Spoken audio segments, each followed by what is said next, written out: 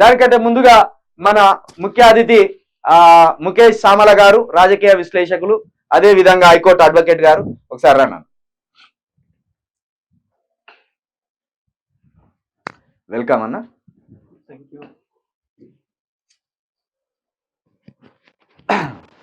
మంచి రాజకీయ విశ్లేషకులు. కేసీఆర్ గారు గెలవాలని కూడా అనేక సందర్భాలలో వివరించిన ప్రయత్నం చేసిండ్రు. అంటే అనాలిసిస్ చాలా గొప్పగా చేసిండ్రు. కానీ మనసొంటి వాళ్ళందరినీ వాళ్ళు దూరం చేసుకొని ఈరోజు వాళ్ళు బాధపడుతూ కూడా మళ్ళీ వాళ్ళకై వాళ్ళే బాధపడతాను. మళ్ళీ ప్రజలందరినీ వీళ్ళు సంకకెత్తుకొని తిరిగితే మనమే ఓడగొట్టాం అన్నట్టు ఫీల్ అవుతాను.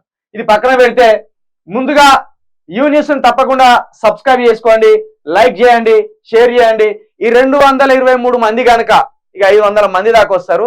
దయచేసి మీరంతా కూడా మన పేదోళ్ళే, మన ఎస్సీ బీసీ ఎస్టీ వర్గాలకు సంబంధించిన పేదోళ్ళే. ఒక్కసారి షేర్ చేయండి. ఇంకా ఈ వాయిస్ ప్రజల్లోకి బలంగా పోవాలి.